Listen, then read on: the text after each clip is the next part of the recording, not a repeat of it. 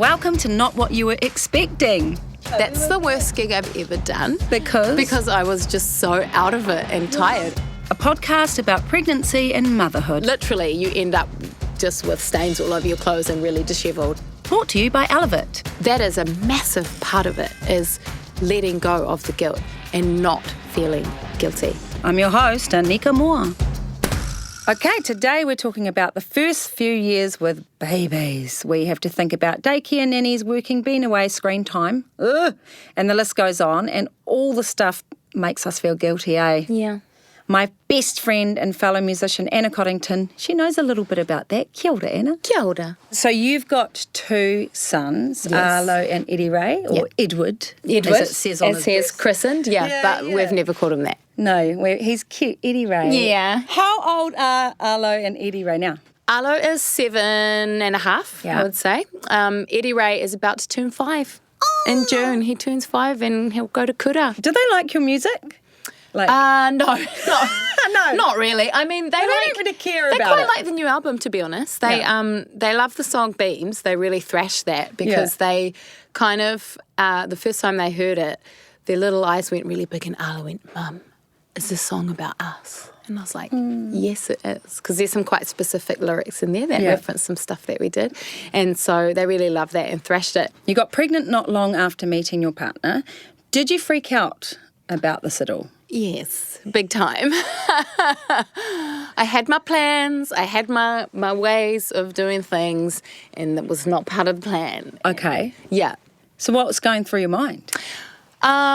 Well, just things like, I've only known this person for 4 months and I'm still flatting with my mates. And then we worked it out. Luckily, we really liked each other, Dick and I, my partner, and we're still together and we're still very happy. So that I'm really grateful for. It really it felt a little bit like a fate thing. We got thrown together for the right reason. So once baby was born, you found yourself suffering from postnatal depression? In hindsight, that's what I think, yeah. Yes. At the time, I just couldn't even... You weren't diagnosed with it at the time? I was never diagnosed, and at the time, I couldn't even conceive of myself that would, as someone who would be in that position. Like, I didn't think I was that person, I was like...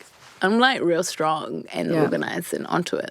I'm fine. I'm all good. Yeah. And like I say, it's only in hindsight I can see that there were times when I should have just been having a nice time when I felt in the moment like I was just, like there was a massive wall between me and everyone else around me. Like I remember being at like a barbecue or something with you and Julia, two of my best friends. Yeah.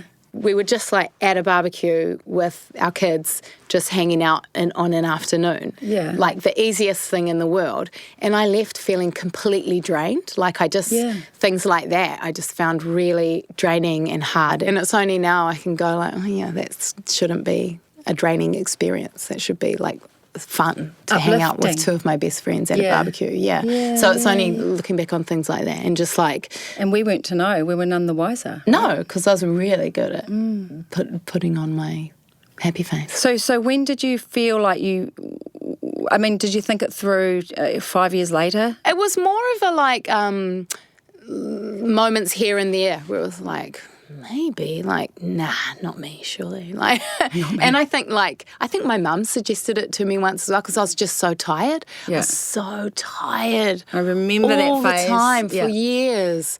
And I think my mum at one stage was like, that can be a symptom of postnatal depression. I was like, oh, no way. No, not me. But in my brain, I was like, maybe, but I kind of don't know what to do about it. You're so tired and confused. Yeah, but in the end I did go to my GP and ask for some counselling. Yeah, great. Yeah, and I did that. And that was kind of the first step, and it's kind of an ongoing thing. Yeah, I just kind of didn't really... I think before I had kids, I was thinking about an analogy for this morning. I didn't realise the way in which I was kind of holding on to certain things to stabilise my mental health, exercise, doing a lot of karate and music, having this kind of physical and this creative expression. I was thinking about it's kind of like when you're on a bus and you're holding those things. Yeah. And I've just always been holding them, but then you have a baby and you have to let them go so you can hold the baby, and then you're I was like, whoa, whoa, And bit it- of a bumpy ride. And It affects your mental health. Yeah, doesn't it? and so now I feel like I'm in a much better place because my babies aren't tiny anymore, so I don't have to hold them with two hands. I can hold one of theirs and hold one of their hands, and then I've got, and plus there's other po for me that have come up that have been really, cool healing parts of my journey, like learning te reo, and that's been to do with my kids, After the birth of each child, how long until you get back into work? How long? Well, until you may recall that we did a gig in the Mount when Ala was like 3 weeks old. Oh yes, Just before Christmas. I was there. That's the worst gig I've ever done. because Because I was just so out of it and Your tired mum was and with us as well. could hardly walk. yeah. Yeah, I was just so tired. I couldn't focus my mind. We were living in an apartment at the time, a one-bedroom apartment. That's right. On the 4th floor of a building.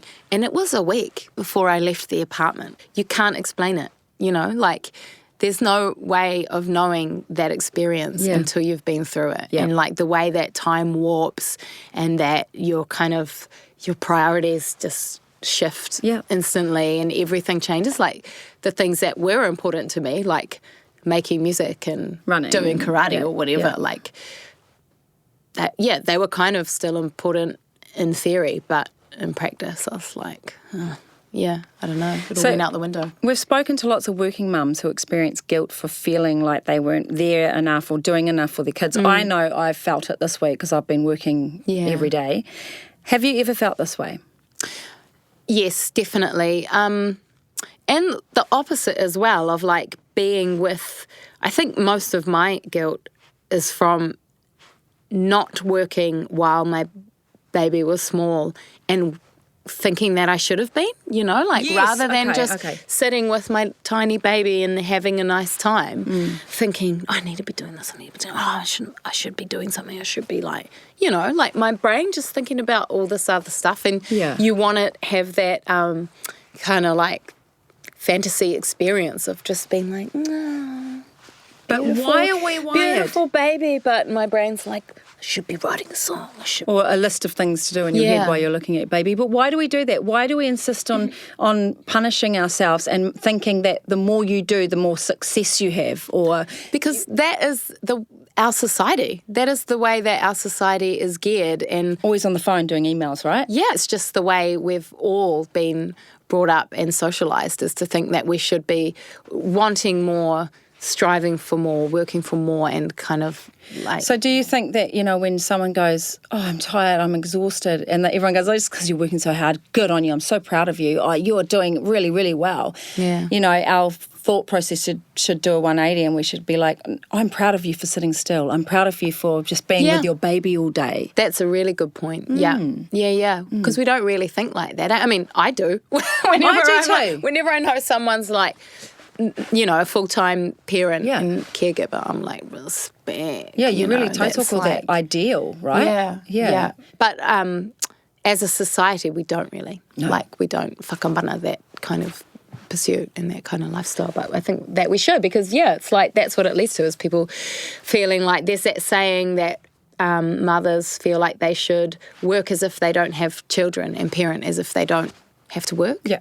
Yeah. But how do we help people now? What advice are we giving to women who are listening to this podcast? I just think you can't, because people do give you that advice constantly, that, just enjoy it, it goes so fast. Yeah, but that's patronising. We don't want to hear that. Yeah, but we want you to help me fold the tea towels, those people are right, I know. They're right, but I know. you just can't, it's so hard to, put that in your mind when you've just come out of this period of striving for, career goals or whatever it is. You all go, I'm doing this, I'm touring here, and then when you have a baby, you literally I think have to slow especially down. for creatives and musicians, because you don't have, my sister, for example, who's a GP, she gets pregnant and then she has maternity leave, and then she goes back to work when she's ready to go back to work. She's got a routine, and right? that's people with normal jobs do,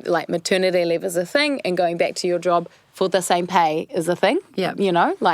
But we don't have that, because you have to be constantly working to stay at the same place, Yeah. or you just kind of naturally drop down and your earnings drop down, and you have to be always working to So true. pick them up. So we don't have that. I had financial security. with Marigold, and I know you know this, I thought I would take a year off with her and just be Mother Earth, nature. Yeah. But I got offered a really big job working for the radio. So after 3 months of being Mother Nature blissful mum, I slowly, I went, I'll do it 2 hours a week. And then I said, I'll do 3. And then eventually I got a full-time, it's only like 15 hours a week job, because I wanted to experience what it felt like to actually be a stay-at-home mum. And I actually have to be honest with you, I was not bored once. I loved it. There's so much to do. I loved it. Yeah, see, and I reckon that's great, because you'd already had 3 kids and you'd already experienced it 3 times. Yes. So I think you do, like I said, I feel like if I could do it now, it would be different, because now I have lived that reality of it goes so fast, you have to enjoy it. But it's so hard to understand that when you haven't experienced it yet. Yeah. So that's great that you had that time with Marigold. Now's a good time for me to tell you about Elevit. The first 6 to 8 weeks of pregnancy are so important for your baby. Even if only the size of a kidney bean, it's a time when their vital organs are growing, so you want to make sure you're in good health. Taking Elevit at least 1 month before you start trying can build up the essential nutrients you need from the day you conceive. Always read the label and follow the directions for use. Vitamin supplements are supplementary too, and not a replacement for a balanced diet. So we're back with my very best friend Anna Coddington, and we've been talking about mum guilt and raising children while juggling your career. Dung, dung, dung. Why do you think mums feel guilt just because they have chosen to continue with their pre-baby career life?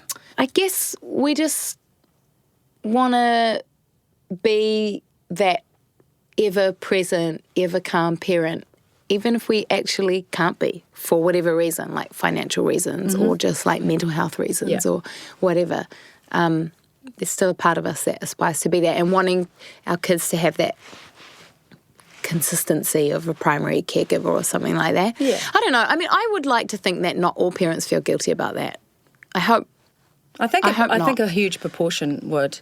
Yeah. So if you're feeling guilty, what helps you get over it?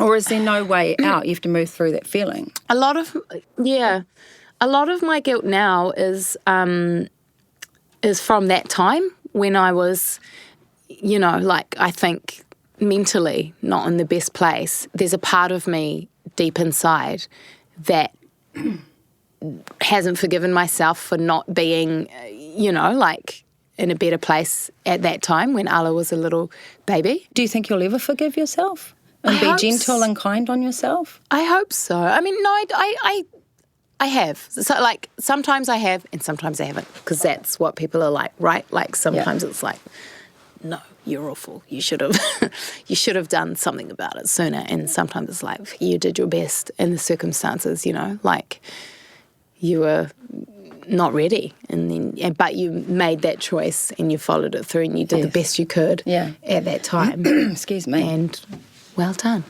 Well done. Yes, well done. Lots of mums feel guilty about screen time. Do you? No. But I mean, we're quite... You used to though. Kind of. I mean, I do in that I know it's so tied to behaviour for my kids, and I think for most. For everyone's kids, come on. So it's kind of finding that balance between allowing screen time to happen, but then accepting that there's going to be some behavioural fallout afterwards. I mean, screens are a problem, aren't they? I can't stand them. That's such a problem, but that's such part of the world that our kids are living in and growing up in, and it's kind of, they need to be digitally literate, and know how to use these things. So how do you manage it with your kids? We just have to keep the boundaries really firm. Like, they have it on certain days for a certain amount of time, and as soon as we let it go over that, then they'll start going, oh, that boundary's pretty flexible. Let's push, and then we'll never hear the end of it. Yeah. So it's hard, and I'm only talking about the iPad. I'm not even talking about television. I mean, sometimes I feel guilty about that my kids like about not making them read, which is a ridiculous thing to feel. The same thing. Which is a ridiculous thing to feel guilty about, because all of the advice, like academic advice, as far as I'm aware, is like to not try and force them to learn things like that. Like there are countries where kids don't even learn reading or numbers and shit until they're like 7 or something like that. Oh, that's a relief. Because they kind of find it in their own time, and they need to enjoy it and want to do it, you know. What about putting your kids into daycare? You feel guilty about that? Yeah, I did feel guilty about that. But also I didn't, because I really needed that at the time, you know. Like we've talked about, I was struggling with not being able to hold those poles on the bus. Yeah. And I needed to like grab one of those poles or both of them. So Arlo went into daycare, he was like 9 months or something. And also, like, we need to just mention privilege here, because the fact that I could keep my child at home with me for 9 months is a huge privilege. Like, not everybody has that. Some people have to put their kids into daycare from 3 months so that they can work. Even still, I wish I could be that earth mother type that you were talking about before. Oh my gosh. That just, like, is in the moment and, you know, loves everything and is endlessly patient. And a lot of the professional advice that I've had around all of this kind of thing from the therapist or counsellor, whatever that I saw, and from the parenting course that I did, is a massive part of it, is letting go of the guilt and not feeling guilty. Like it's just like every day's a new day. Like nobody's perfect, and that is the truth. Nobody is perfect. Nobody is parenting. So forgiving yourself, because the more you hold on to that self-loathing or whatever, like that guilt, the harder it is for you to actually be in the moment or enjoy those things or like stay calm. And, you know, like it kind of, hating yourself for something goes against all of those things you're trying to achieve for the sake of your child. So you have to just be always like forgiving yourself as you are forgiving your children for like needing to be told 10,000 times. A brilliant idea, but it's so easier said than done. Yeah, so much easier said than done. But we all want that. We all aspire to being perfectly imperfect. Yeah, exactly. Do you ever feel as if you were overcompensating as a result of the guilt? Yes. And that would manifest in things like buying lollies or like giving guilt lollies. or guilt screen time or something like that. Yeah, I've definitely been guilty of that on occasion. Or like, you know, even just guilt affection, like, you know, losing it and then 5 minutes later being, I'm so sorry, I love you so much. Forgive Mama, I didn't mean to. Yeah. I do guilt let them stay up later, and then it's a total backfire the next day. And I'm like, why did I do that? Why did I have guilt? Because now they're psychos. Yeah. We try now. It's an evil cycle, I reckon. Yeah. How do you and your partner choose to share the domestic load? We have, luckily, natural abilities in different areas. Yeah. So Dick's a great cook, much better than me. So he will do a lot of that. Yeah. It's just easier for him. Like, get stressed out when I look in the fridge. I'm like, how do I turn these items into a meal? Shit. But he's just like, when like makes something delicious that everybody maybe he loves. hasn't got as much on his mind as nothing. Yeah, possibly, exactly. And he's a neat freak in some ways, and I'm a neat freak in some ways, and we like annoy each other in the ways that we'll like, you know, I don't know, like he's always obsessed with the windows being clean, whereas I don't give a shit about the windows being clean, but I hate it when there's dishes on the bench. So, you know, we have different strengths that are quite complementary, actually. Oh, great. I'm anal about Marie Kondoing the laundry. Yeah, okay. And having it in the drawers, like, you know, I mean, you know, I say anal, but it starts like that and then they end up all crazy and stuff, but that's fine. And he has always been like, just grab it, leave it inside out and kind of fold it, but really it just looks like a different kind of washing. It's a walking cliche, come on. But actually, having said that, last night he folded the washing and he Marie Kondoed it the way I like. See, he's silently watching you and quietly just like, well, I'll do it that way, innit? Yeah, I really appreciated it. You're good. Yeah. But no, he's pretty good. Yeah, it's not too bad. And I'm really glad that my sons are growing up, seeing him cook, seeing him clean, seeing him be mindful of those things. Have you ever resented him because you felt as if you were doing more than him? Do you resent him? Not at all. Yes, of course. Yeah, and I know that he has as well. But I think all in all, it's quite a good balance. But definitely earlier on when I was, because obviously he hardly hit a speed bump when we had kids in terms of his work, whereas for the mums, it's always like, for ages. And then you gradually get back to working. So there was a lot of resentment on my part at that stage.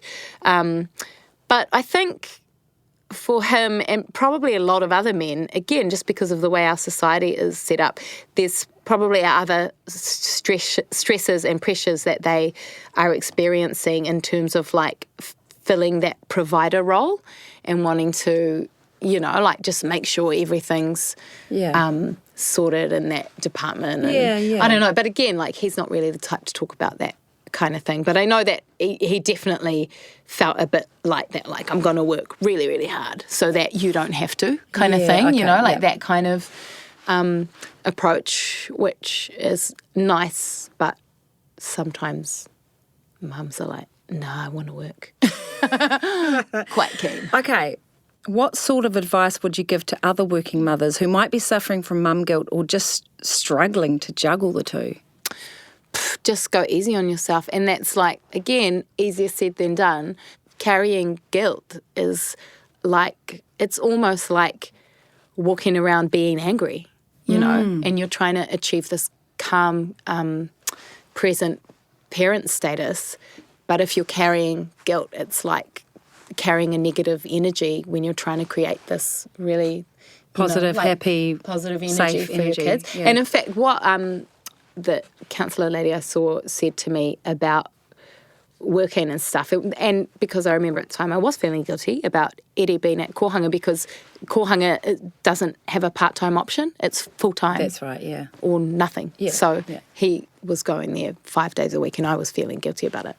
And she was like, well, you know what, it's actually more the quantity of the time you spend together, the quality of the time, rather than the quantity. So just try to enjoy those times that you are with them and don't feel bad about the times that you're not, because they're safe, they're happy, they're having a nice time. And so if you just focus on having a nice time while you're there. And the other thing she said, which was really helpful, is try not to focus on the things you did wrong. Because that's what we do. Yep. We think about when we lost it and yelled, but we never think about when we said a nice, encouraging thing, when we sat and played Lego for 10 minutes, when we said, wow, that drawing is really beautiful. That's all we're doing are nice things, the bad stuff's 5% of our lives. Yeah, that would be my advice, is go easy on yourself and remember intently, consciously, all the good things that you're doing right to help you alleviate that guilt and throw it off your shoulder, so that when you are with your children, you can bring that energy. Thank you for sharing that. I just think you're really intelligent and clever. You know what I mean? Thank you. Kia kaha. He wahine toa, everybody. Kia ora. A big thanks to Elevit and Menevit for supporting the show and for supporting all the Kiwi parents out there. Make sure you're subscribed to the show on your podcast app